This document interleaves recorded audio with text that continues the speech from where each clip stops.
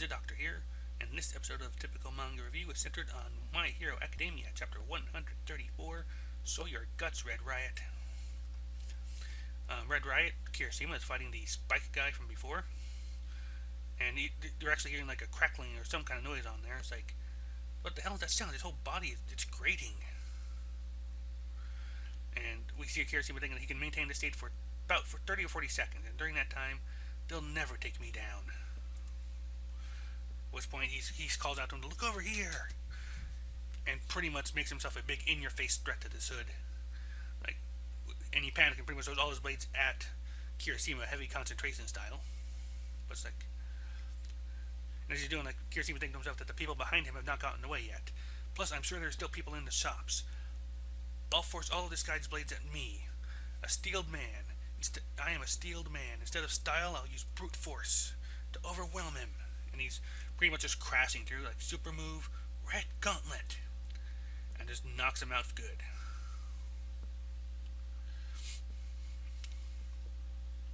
All the civilians there are looking at him like, he's so young but such fury. There's one there, I'm not sure if that's supposed to be no, it's not Ryuka, just a woman in similar style. Like, no way. And everyone's just kind of marveling at him. Yeah, barely in, and he's thinking to himself, barely in the time limit. The guy's like back to crying and panicking and begging the Kirishima to stay away.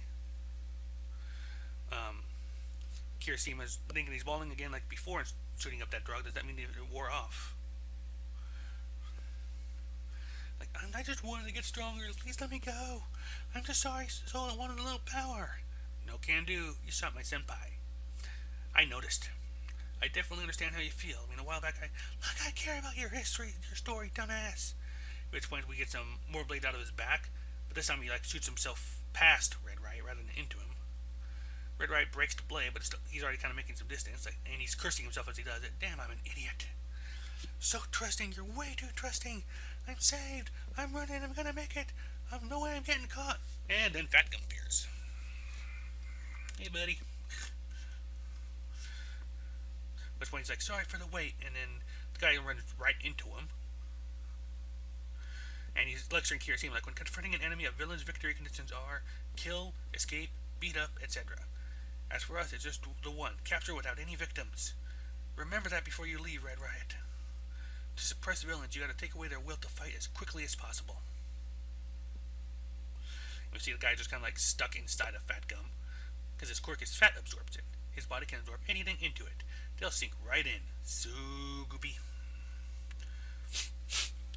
And Kirishima thinking that even though I was going full power and somehow beat him, Fat took him down instantly. Oh, you saved me there. Meanwhile, the civilians are thinking him too. Like, that was amazing. I've really seriously fallen for you. Like, you were moving to keep him from attacking us, right? It's something that y'all don't know unless you watch Heroes for a long time. Against that kind of blade guy, you normally get spooked. It really saved us. In fact, like, that was a magnificent debut, completely different from my debut. You saved all of us. You'll become an incredible hero without a doubt. That puts Kirishima in a really good mood, like happily thanking them.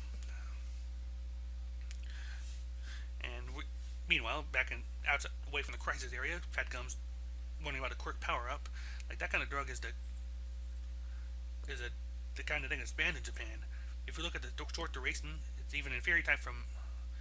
It's an inferior type from Asia. If it was from somewhere else, it would have lasted 1 to 2 hours. And I've seen some couple mixes here, like some say America, some say Africa.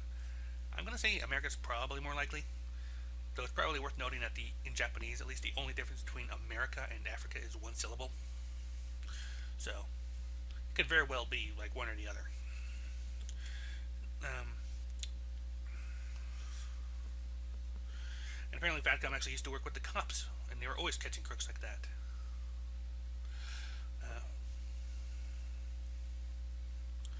Anyway, they're talking about, like, there was a discharge, even though it was just a handgun. It broke into pieces because of his quirk. There was no bullet. But instead of the usual, but this isn't usual heat use back. And for starters, we'll check things out and report. We'll check out a few things and report back. I see. Thanks and sorry for the trouble. Which by Kirishima was wondering if Sun Eater's okay. Such a bitter pill. It's such a poor stewing for a hero's quirk to not work. But more importantly, you had the cover for me. You're the same as Mirio. You're another one of those that shines bright like the sun. If you're gonna say stuff like that, then Senpai, who invited me here, shines just as much. You're also unbelievable. Fat Gum's like watching them, but he's thinking more about the fact that while he knows about drugs that boost quirks, the idea was he knows about drugs that boost quirks. Like the idea was originally planned for the salvation of weak quirks. However, a drug that can make quirks completely unusable is something he's never heard of before, and this does not look good. They're gonna have Sun Eater examined at the hospital and go back to their office. So there's that. And apparently, Kirishima made the news with like Kaminari starting it off with Bakugo just grinding his teeth behind him. Like your hero name is all over the news on the internet. You're really on here. That's awesome. And then we also have Tsuyu and Uraraka. It's like they have like Froppy and Uravity. Like these two joined on their intercept, and their looks are super cute. And their major instant overwhelming result in an instant. Their strength is the real deal. I mean, like Uraraka's happy, but Tsuyu's just wondering where did they take the picture. Might even have fans already, like Mount Lady, and you can see Hagakure is there. She's just so jealous. And Ida's giving them praise for that. Like, he does also reminds them like, don't fall asleep in class. Like, keep themselves focused. You are right, Ida. That's where we saw a resolution, right? Yeah, Deku. Like, and you were saying your studies are crap. You sure you're okay? Huh? And he's apparently I was going to set him up with supplementary lessons. Should have done too. But dealing with them both though seemed tough. Like, so Sarah's not involved in this. And Yagiro's like different learning pace is different from person to person. Meanwhile, we're back on Deku. Like All Might and Mirio and Night Eye. It's still not it's not something you can still be comfortable with, but at the same time, the Aries thing has been gnawing at him day in and day out. So several days later, Kirishima and Midoriya are meeting outside. Apparently, he hasn't been called for a while, but Deku's now being asked to come to the office. He just not with his costume. Apparently, they're all leaving early. Kirishima, Uraraka, and Tsuyu are all leaving that day. Like, they even get like an escort from an actual hero to get there in time. In fact, Deku's actually surprised that everyone is going the same way on the same train. Like Kirishima was like, they said that different places different from usual. Same train, same station. Like Deku's like, this really is a coincidence. And even the streets are the same. The places we turn to. And the big three are all gathered in one place. If there's Mary. Okay, I just noticed that Mirio just saluted himself so hard he smacked himself upside the head. Oh god, I love that guy. We have Amajiki just staring at him, and hey girl, going hey. And apparently they are in fact all together in one place. Because we actually have Fat Gum, Bubble Girl, Aizawa, Ryuku, even Gran Torino. It's a bigger crowd. It's crazy. What's going on? At which point, Nejire is like, Ryuku, hey, what are we doing? What is this? What are we doing? You said there was a meeting. Why did you do that? But what kind of meeting? You'll see soon. Night Eye will start it shortly. And indeed he does, because next page is Night Eye is, thanks to all the information you supplied, the investigation has progressed considerably. The smaller Yakuza organization, the Eightfold Cleansers, what exactly are they plotting? Along with the sharing of acquired information, I would like to consult with you all today. And that's where the chapter ends with our 4 students kind of like seeing this whole big matter of big heroes just underway. And kind of like I predicted, the first chunk of the chapter was Kirishima wrapping up with his fight. And I like the fact that he does that kind of like Fat Gum kind of brings up that he was a bit reckless, like how he didn't quite handle it perfectly, but he still handled it very well and earned his praise, I think, in that case. So, good on him. And I do like the fact that they actually are like they actually are becoming names in there. Like they're actually hitting the news. Like him, Tsuyu, Uraraka. Deku hasn't, but then again, he hasn't been in a situation that requires it yet. So, no surprise on that one. It'd be nice to see if he actually does make a good debut, though, or if he actually screws it up somehow. I think he can do it either way. I wonder if he screws it up, if it's actually going to be like he's still thrilled to be in the paper regardless. I could see that with him. Yeah.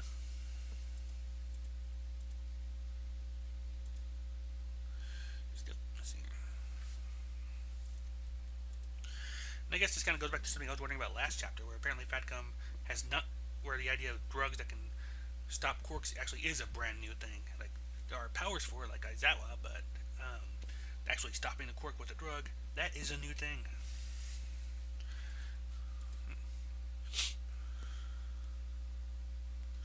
So now I'm wondering, like, just who is involved in the whole internship thing. I mean, because we obviously know these four are, and I would be surprised if Ida, and we know Bakugo and Todoroki are not for sure because they can't.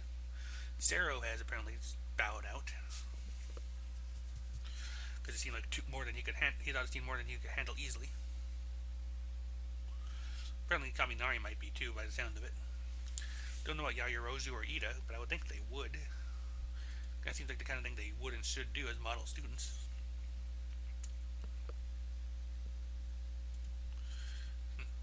Also, I like that little sequence where, like, Deku's like, "You're all going to the same station as me. You're getting on the same train as me. We're going on the same streets. We're turning in the same places. All of our senpai are in one place. What is going on?" A little slow on the uptake there, buddy. There's also a neat little thing on here where it's like they're on the street, and while Deku's marveling over that, like, Deku, Uraraka, and Tsuyu are all like just sticking out their tongues for whatever reason. Like I said, I didn't notice it the first time I read it. I only got it like just now that Mirio was slapping himself with a salute.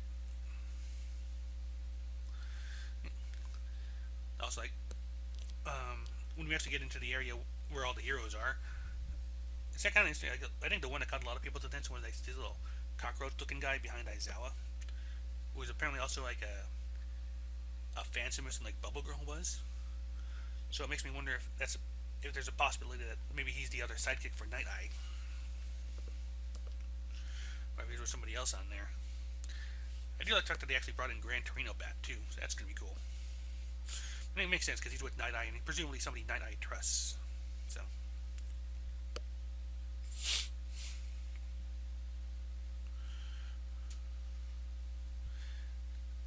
Like Nejire-chan, I like her though. She's just like, hey, what is this? What are you doing? You said it was a meeting. I knew that. What kind of meeting?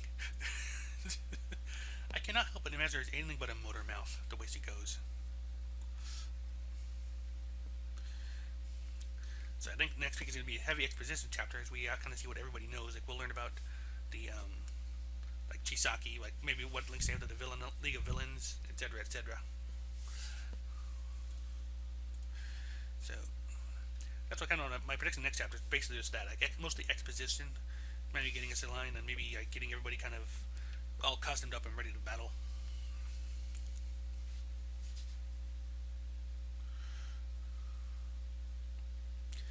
Trying to think though, I think that covers everything I can think of right offhand. It's a pretty straightforward chapter in that regard. I think either that or I'm just not good at spotting these things. There's at least two things I didn't spot the first time, but they're mostly just gags. So let me throw this out for anybody who listens. Who do you think is actually pending something in the text telling us so? Who do you think is involved in the internship and who has bowed out? Like I said, we already know who can't, because that's Bakugo and Todoroki. We know Sero has said no. We know the four of them, Deku, Tsuyu, Uraraka, and Kirishima are in. I would assume that Yaoyorozu and Ida are, but I can't really say for sure. Didn't seem like Kaminari and Mina or Hagakure were in there at all, but don't know. I can see either some of them either not being able to get it, like for example, like Uraraka couldn't get her original teacher the first time because of the rules about who could take on the first years.